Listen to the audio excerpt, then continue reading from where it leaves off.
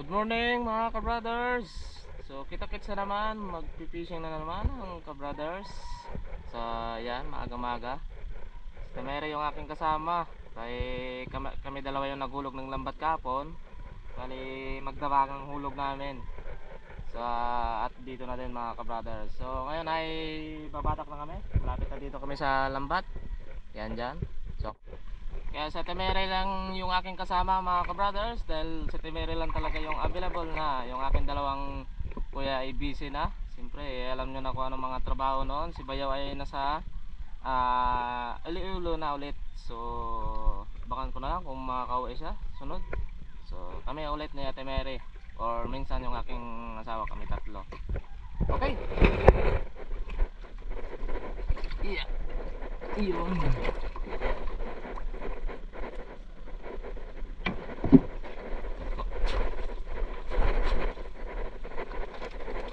Yun. Alang. Crabs agad. Brothers.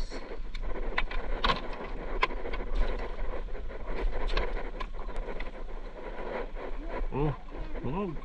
Ano crab? Na kinakain.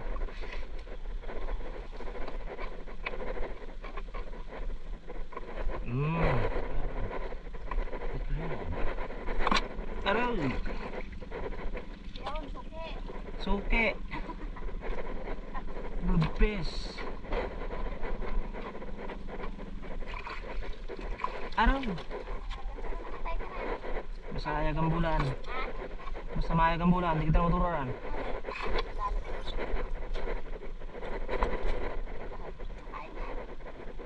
Nakain ito.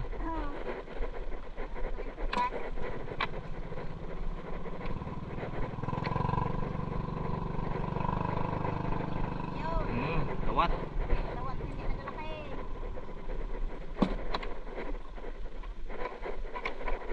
Yun, banggit.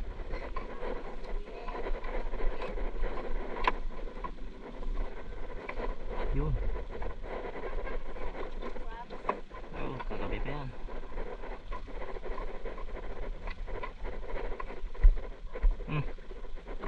Abaw. Brado ko to, makiilir to.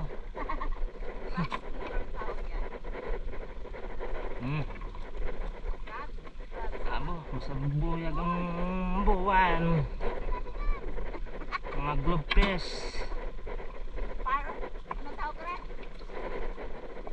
Popper. Popper. Subaw mo ay. Yun. Crabs. Yeah. Yes.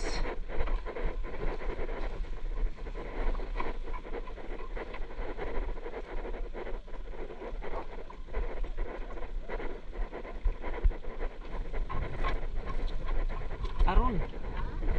Popper. Sige. Popper. Popper. Herman. Bisa man yung anak ang buwan. Oh. Grabe kita na lumakor ha.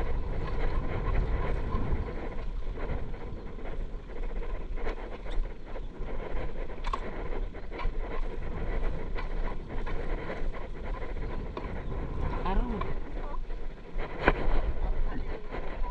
Dila.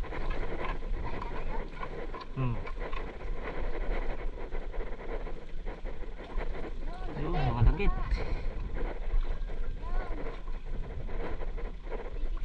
Wait lang. Bugo.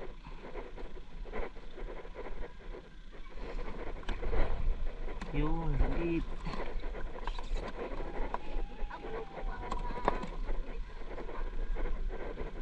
Masak ya.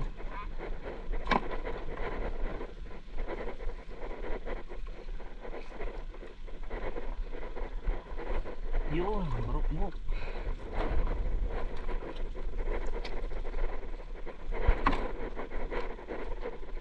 Ops. Sabit ang lambat mga ka-brothers. Sisit tayo. Malaking isda.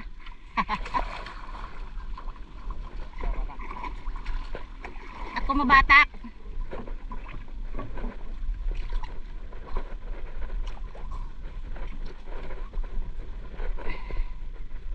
maghihila. Oh, sabit.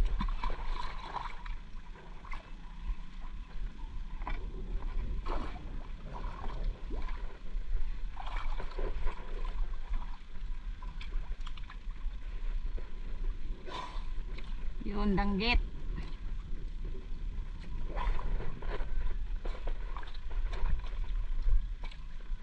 Ayan, bantol.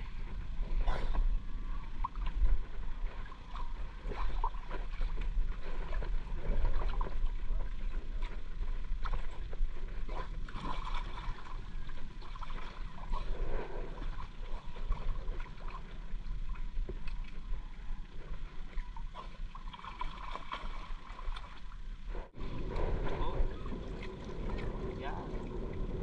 Malaki.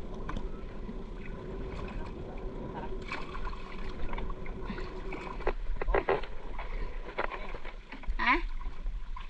Yun, crabs. Ganyang kalalaki yan dito. Ah, dyan? Oh. Oh, meron pa. Uy, may mahaba ah. Yun, samaral. Sinabi na nga. Yan, Yan. samaral. Uwi na mga ka-brothers. Magluluto na si ka-sister. Ayan mga ka-brothers. And dito na kami sa aming bahay.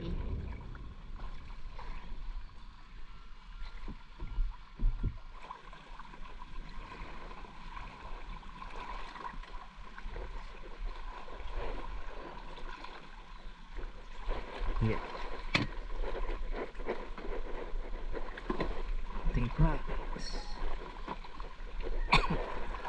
Tanggal tayo na huli mga kabrothers. Kabrothers.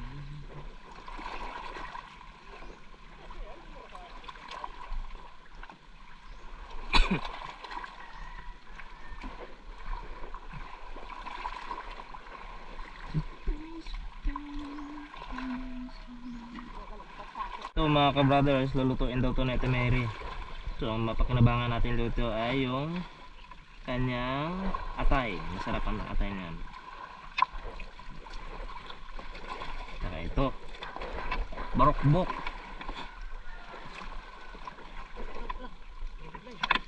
Yeah. Okay, ito na lahat mga ka-brothers ang huli namin na ito Mary.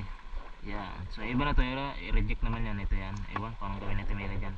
So lulutuin namin dito yung puffer fish, ano? At crabs. At yung ibang isda na pwede pa. Okay, so sa Mary ang luluto. Lambat. So yung butiti ang tawag dito, ang iba dito sa amin. Bali butiti ang tawag ng iba dito sa amin. Sa amin naman ay karatungan. Ito naman ay kinakain. So gagawin ko dito kasi nga marami ito siya. Ihawin ko tapos yung laman niya lang ang kukunin. Kasi ang iba ay maliliit. Hindi naman natin pwedeng itapon sila kasi nga pag once na nakahuli na sa lambat, nakasabit ay talagang hindi na sila matatanggal. At ayan, kainin na lang natin. So iihawin ko puro butiti. Karatungan tawag sa amin. Tapos yung ibang isda, ayan, marami talaga palang butiti. Bali yung huli namin ni Eric ay yan, bubukod ko lang. Luluto ko lang siya sa Sprite. Paiga sa Sprite. Tutuyuin natin sa sarili niyang sabaw. Ito yung umang na kinakain namin, yung may bulaklak ang pinakalikod. So iluluto lang natin yan sa Sprite. Yung isda naman ay dadaingin ko yung iba. Tapos yung medyo sariwa pa talaga kasi ito ay nilagay namin ni Eric ng hapon at kinuha ng umaga na. So ang ibang isda ay medyo hindi sariwa. Kaya katulad nito oh, yan, hindi siya sariwa. Dadaingin ko siya.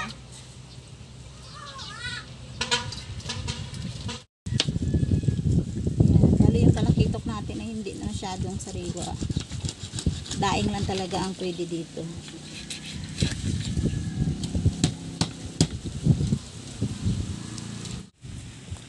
Itong danggit ay medyo hindi rin siya sariwa. So, yan.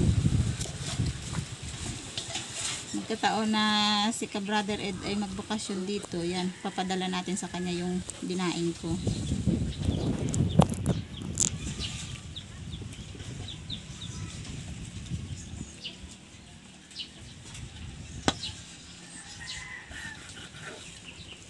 Tapos ko na siyang biyak-biyakin, ay lilinisan ko lang ito at saka asinan. Ayan, sa mga iniisip baka sira yung aming isda, kung bakit dinaing na lang, so ay hindi naman sira, ay hindi lang baga ito sariwa kaya dinaing ko na lang. So pwedeng pwede pa naman siya, kaya hindi sira yung ating isda. Ganito talagang ginagawa namin dito mga ka-brothers, kapag nagtaan kami, naghulog ng lambat sa hapon at kinuha ng pagkaumaga, ay yung isda ay dinadaing na lang talaga namin. Pero hindi naman totaling sira yung isda, kaya daing lang talaga ang naging solusyon kapag nakahuli kami ng maraming isda. Okay, matapos itong linisan ay bilad ko na at asinan. Asinan ko muna bago ibilad. Lagyan na natin ng asin. Yung pag-asin.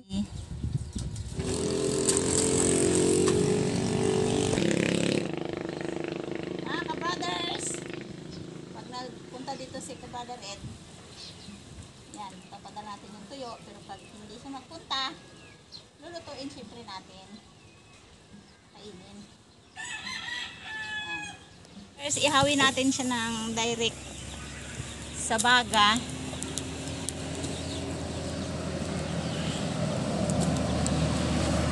Dahil matagal naman yan maluto. Kaya anuhan na natin yan. Yan. Yung ating inihaw na puffer fish.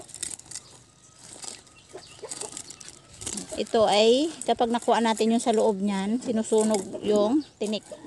Kasi nakakatinik yan. At bawal din makain ng aso. Kasi mamamatay ang aso kapag tinapon lang.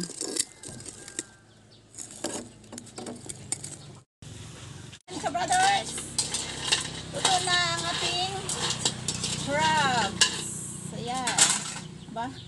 Ayaw niya magpakita sa inyo Ito naman. Ayan.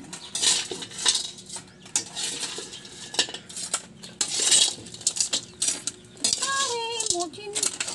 Alalala. Okay. Brothers, piprito ako ng yung samaran.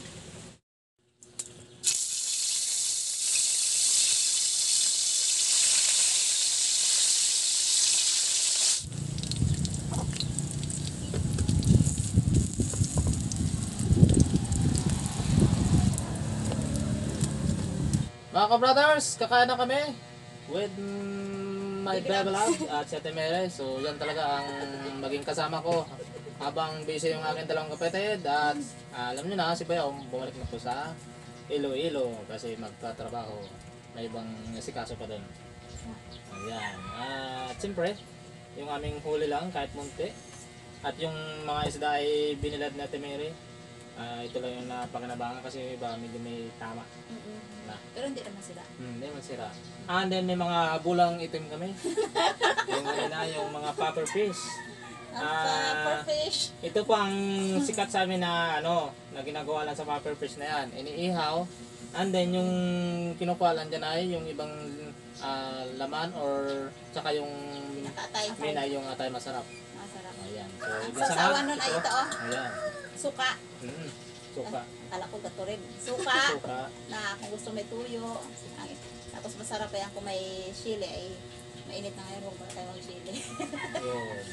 Ang anak na Temere ay May lagnat si Aya. Hindi sila makano. Si Hana may Pero natin sila.